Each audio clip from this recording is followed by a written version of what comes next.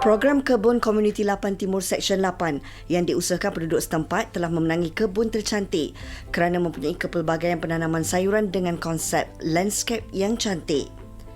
Maznah Abdul Majid, 62 tahun, mula menjadikan aktiviti berkebun sebagai hobi untuk mengisi masa lapang selepas dia bersara setahun lalu. Bukan itu sahaja, aktiviti ini mampu menjana pendapatan daripada hasil tanamannya itu. Saya memang anak petani.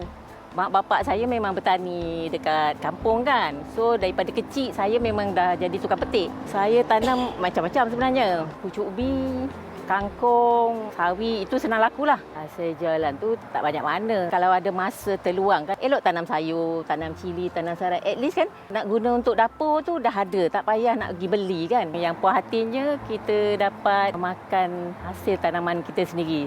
Maznah mula aktif berkebun setelah menyertai Persatuan Kebun Komuniti yang terdiri daripada 40 orang ahli. Setiap hari dia akan memastikan tanaman diselenggara dengan baik. Kebun komuniti bukan hanya sekadar aktiviti keluar peluh dan mengurangkan stres, malah mendidik komuniti mengamalkan pemakanan sayuran bebas daripada racun serangga dan baik untuk kesihatan. Cuaca dengan iklim efek lah. Dia kena cukup baja, kena cukup air, dia punya media tu sesuai. Lepas tu pest control lah. Yang lain tu kita tengok daun tu elok tak elok kan, dia kurang apa. Dia macam-macam lah. Kena tengok selalu apa masalah dia kan. Tapi bila dah biasa tu jiwa kita nak pergi inspect pelan lah. Macam tu. Dalam era digital masa kini, Maznah masih memilih alam sebagai terapi diri berbanding meluangkan masa dengan teknologi yang semakin berkembang.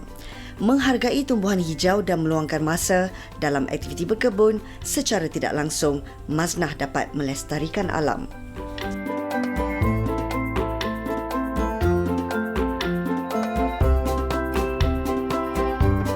Okey, itu dia tadi bingkisan berkenaan dengan bagaimana minat seorang wanita dalam dunia tanaman sayur-sayuran itu sendiri. Tapi hari ini, istimewa di Wanita Hari ini, kita nak bawakan bahawa sayur-sayuran ini juga mungkin berpotensi untuk dijadikan satu kerjaya, iaitu mengukir sayur-sayuran. Kita nak bersama dengan Cik Muhammad Yusof Yaakob, pensyarah College Community Beaufort, Kota Kinabalu. Apa khabar? Alhamdulillah. Dan kita juga bersama dengan dua pelajarnya, iaitu Muhammad Helmi Irwan. Yang mana satu Muhammad Helmi? Dan juga Muhammad Sufi Rajali. Kedua-duanya juga adalah pelajar College Community. Teruskan membuat ukiran. Sambil-sambil itu kita nak kongsikan juga dengan Cik Yusof. Kalau dilihat sebenarnya ini juga salah satu cara lah untuk kita kata sebagai terapi diri kan. Betul. Bagi mereka yang berminat mungkin menganggap ia sebagai satu sumber yang boleh dijadikan kerjaya. Betul. Bagaimana sebenarnya kalau kita lihat ukiran sayuran ini sebenarnya boleh menjadi satu hobi ataupun satu minat yang mendatangkan hasil? Okey, biasanya ukiran-ukiran ini boleh digunakan untuk menghiasi lauk pauk, terutamanya di majlis-majlis rasmi, ataupun boleh sebagai pendapatan sampingan seperti mengambil upah menghias perut kuning, ataupun bolehlah untuk dijadikan sebagai hantaran dan sebagainya. Sesuatu yang berbeza. Betul. Ya. Kalau bagi mereka yang mungkin nak kelainan dalam hantaran itu sendiri, boleh dijadikan ukiran sayur-sayuran ini sebagai salah satu dekorasinya. Ya, kalau kita tengok kat sini, kita ada pelbagai jenis sayur-sayuran. Ya. Ini saya tahulah yang cantik ni carrot. Ya. Ini mungkin keledek. Yang terdiri daripada pelbagai warna yang juga diukir dengan ukiran bunga. Ini kita buat ukiran seekor burung. Berapa lama masa sebenarnya Cik Yusof diambil untuk menyiapkan satu-satu ukiran tu? Okey, kalau saya sebegini, bagi yang amatur mungkin masa setengah jam. Amatur setengah jam. Kalau profesional berapa minit? So kalau macam dalam pertandingan dia lebih kurang dalam 5 minit ke 10 minit saja. Wow, itu memerlukan ketekunan dan juga kepantasan. Latihan tu penting. Okey, kita nak berbalik kepada Helmi dan juga Sufi. Apa yang buatkan anda berdua ni minat untuk membuat ukiran sayur-sayuran? Kalau kita tengok bidang ukiran ni besar, ada ukiran kayu dan sebagainya. Tapi kenapa memilih sayur-sayuran? Okey, bagi saya, ukiran buah ni memang separuh dari minat saya lah dari sekolah menengah lagi. Jadi saya ambil kos kulinari ni, memang salah satunya untuk mengukir lah. Okey, kalau bagi Sufi, kenapa? Bagi saya meminati bidang dalam ukiran ni, saya minat dalam hiasan macam yang dihasilkan daripada yang segar lah, macam sayuran, buah-buahan begitu.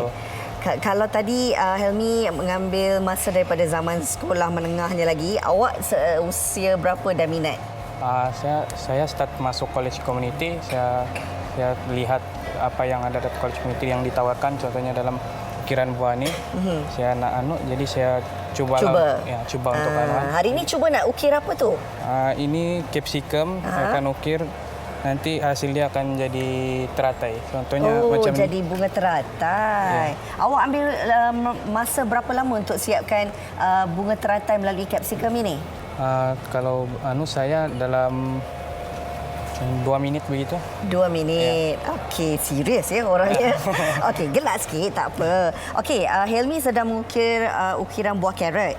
Okey, kalau kita lihat sebenarnya dia yang paling penting bagaimana teknik untuk memegang, teknik untuk membuat ukiran tu sendiri kan? Ya. Berapa lama awak ambil masa belajar untuk membuat ukiran ni? Ukiran untuk karot ni lebih 2 minggu lah. 2 minggu. Ada tak pernah, sebab awak bermula daripada zaman sekolah menengah kan? Ya. Jadi pernah tak macam curi ataupun ambil lah sayur-sayuran kat dapur mak tu, cuba untuk buat ukiran sendiri? Kerap begitulah. Kerap begitu. Tiba-tiba mak cari carrot hilang ya? Ya. Okey, adakah Cik Yusof, kalau kita lihat potensi pelajar-pelajar ini juga adalah salah satu cara untuk mereka membina kerjaya mereka sendiri. Sebab tak ramai sebenarnya yang nampak dunia kulineri ni sebagai salah satu kerjaya. Yang mereka nampak adalah sebagai tukang masak. Tapi dunia ukiran ini mungkin kurang pendedahan. Apa pandangan Cik Yusof? Okey, saya rasa persepsi itu perlu diubah kerana kerjaya sebagai pengukir buah ini merupakan satu kemahiran tambahan kepada seorang chef. Okey. Kalau kita tengok sahabat-sahabat saya yang berada di Vietnam, mereka menjadikan mengukir buah ini sebagai kerjaya sepenuh masa. Kerjaya tetap. Kerjaya tetap. Dan gaji dia sangat lumayan. Wow, pendapatan yang lumayan, tak mustahil. Satu hari nanti negara kita juga memerlukan pengukir-pengukir sayur-sayuran seperti anda. Bersedia? Sedia. Okey, kita juga dikabarkan sebenarnya tim Cik Yusof sendiri telah pun ke Istanbul di mana menyertai International Istanbul Gastronomy Festival. Betul. Dan anda berjaya menjadi juaranya. Ya. Wow, apa mungkin tips kepada mereka di luar sana lah yang hari ini terbuka hati sebenarnya nak melihat bahawa seni ukiran sayur-sayuran ataupun buah-buahan ini boleh memberi impak dalam kehidupan mereka? Okey, tidak lain dan tidak bukan, satu, perlukan pengorbanan daripada masa dan juga latihan dan juga keuangan lah. Okay, dan saya rasa pelajar-pelajar saya di Istanbul kami menang 5 gol. Wow. 5 gol, 1 award, special award daripada juri. Wow. So saya melihat kejayaan ini disebabkan oleh pelajar-pelajar saya memberi komitmen. Dan sesungguhnya pelajar-pelajar di Coach Buffon ni mempunyai semangat yang luar biasa. Wow, sangat luar biasa sehingga menjadi juara dan memenangi 5 gol. Okey, ada mungkin dalam penonton kita yang sebenarnya dah terdetik hati kalaulah boleh belajar seni ukiran ni. Kalau bukan untuk pertandingan pun, untuk kepuasan diri ataupun untuk menambah pendapatan mereka, adakah sebarang kursus ditawarkan ketika ini? Ada. Kalau di Coach Community, mana-mana Coach Community, kami ada menawarkan kursus pendek, iaitu kursus yang ditawarkan Sabtu Ahad. Ada ya?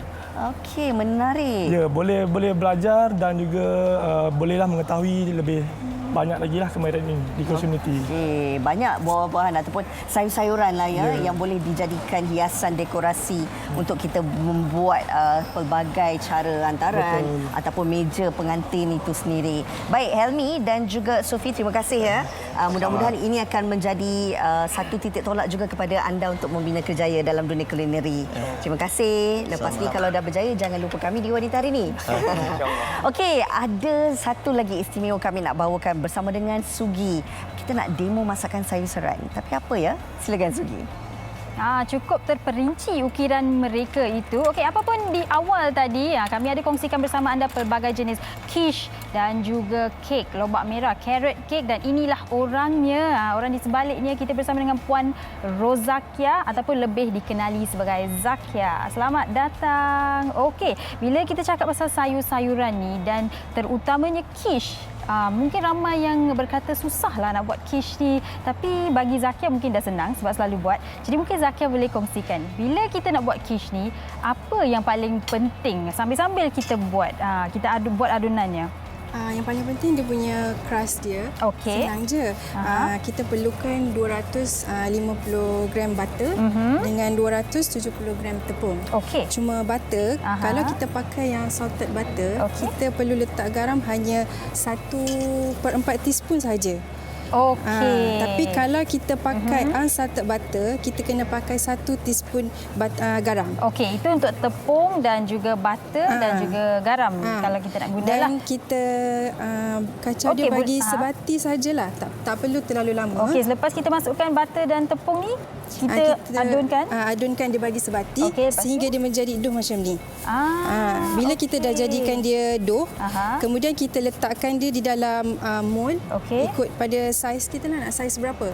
Kalau satu dough macam ni, dalam mold yang 6 inci boleh dapat 2 adunan. Jadi sukatan yang diberi tadi tu untuk mold 6 inci. Boleh dapat berapa? Boleh dapat 2 adunan. 2 adunan. Okey, dan yang ini, adunan ni yang dah siap ni, kita kena simpan berapa lama sebelum kita boleh letak atas mold? Kita tak perlu lama. Kita bagikan simpankan di dalam peti ais, bagi dia keras kejap je. Okey. Kemudian kita bakar dalam 30 minit. 170 darjah Celsius. Okey, ni dah siap. Okey, jadi atas yang dah siap ni, sekarang ni kita nak buat flavor mana satu? Kita buat yang ni. Okey, tomato dengan apa tu? Dengan pepperoni. Pepperoni. Okey, sambil awak buat ni, saya nak tanya, bila awak nak masukkan ni, mungkin orang ingat yang ini susu, tapi sebenarnya bukan. Yang ini adalah heavy cream ataupun cookie cream. 240 ml. Kemudian kita perlukan 3 biji telur. Okey, jadi kenapa kita tak guna susu? Kenapa perlu guna heavy cream? Ada sebabnya tak? Sebab heavy cream dia punya tekstur dia lagi pekat. Okey. Kemudian kita masukkan garam, oregano dan black pepper. Oregano, black pepper. Sikit je. Okey. Lepas tu kita kacau bagi sebati. Jadi kalau kita di rumah memang dah tak sempatlah nak beli heavy cream, dah halfway tengah buat ni, boleh guna susu, tapi susu tu akan menjadikan inti dia lembab lah. Lagi cair, lagi lembab lah. Lagi cair. Kemudian just kita ambil ni. Kita letakkan atas dia. Alright. Tuang atas dia macam tu je? Ya. Oh, okey. Actually senang je. Kalau kita dah dapat buat crust dia punya inti tak susah sebenarnya. Okey. Lepas tu atas tu kita letak je lah, tabur je. Kita letak pepperoni dengan tomato. Kemudian bakar dalam 30 ke 30 minit, 170 darjah Celsius. Okey. Topping dia kita boleh ikut kita punya flavor lah nak mana. Okey. Memang sesuai juga untuk musim cuti sekolah ni, sebab anak-anak memang suka kan bila kita bagi dia orang chance nak letak, nak hias kan. Jadi bolehlah buat musim cuti sekolah ni. Jadi cheese tu kita tabur sebelum masuklah kan dalam ketuhar. Okey, dan bakar berapa lama? 30 ke 30 minit, 170 darjah Celsius. Okey, jadi kalau selepas kita bakar, inilah hasilnya untuk yang flavor tomato dan pepperoni ni. Tapi saiznya yang inilah. Ini saiz 6 inci. Okey, baiklah. Sambil-sambil awak tabur cheese di situ, saya nak try yang spinach dan mushroom yang dah siap ni. Okey. Okey, ni kira brunch lah orang kata. Okey, sekejap. Okey. Boleh rasa dia punya heavy cream, dia punya cheese, mushroom, spinach, semua ada. Okey, next. Kita dah tadi kongsikan kek lobak merah, carrot cake. Okey, di sini kita ada yang dah siap, tapi nak tunjuk juga macam mana nak buat carrot cake dan antara bahan-bahannya. Kita perlukan 1/4 cawan gula. 2 biji telur. Kita just kacau dia sebati je. Okey, ni saya nak tanya, bila kita sebut carrot cake ni, carrot tu, katakanlah kita baca dalam resepi tu, okey, 500 gram carrot. Carrot tu kita timbang selepas kita parut ke sebelum kita parut? Kita timbang lepas kita dah parut. Lepas tu kita masukkan 1 cup carrot. Ada tak situasi di mana kalau terlebih carrot, kek tu tak jadi? Dia terlebih tak apa. Terlebih tak apa? Okey. Kemudian kita masukkan setengah cup walnut. Walnut. Nak masukkan pecan pun boleh. Ada nak masukkan nenas sekali pun boleh. Ada yang masuk raisin juga kan? Kismis pun boleh kan? Okey. Cinnamon ada? Cinnamon ni, dalam tepung ni kita dah ada 1 teaspoon cinnamon, baking powder, baking soda dengan 1 teaspoon garam. Okey. Itu just kita masukkan je lah. Okey, just kita masukkan saja. It's begitu simple. Okey. Jadi mungkin di sini Zakia boleh kongsikan laman IG Zakia supaya mungkin penonton di rumah nak tahu lebih lanjut mengenai resepi yang ditunjukkan hari ini. IG Zakia, Zakeaya. Kita ada jual cookies, kek, semua pastry semua ni lah. Ada kelas? Kelas tak ada. Kelas tak ada. Tapi kalau nak buat nak beri you ambil pesanan lah. Yalah. Okey, baiklah. Kemudian dah sebati ni kita bakar dalam 50 ke 60 minit, 170 darjah Celsius. Okey, dan siaplah carrot cake-nya. Okey, saya nak cuba satu boleh? Okey, kita ambil yang ini. Ada ke sudut lain? Sebab macam besar sangat.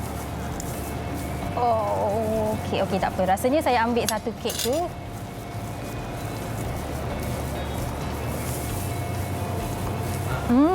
Crunchy sebab ada walnut dekat dalam.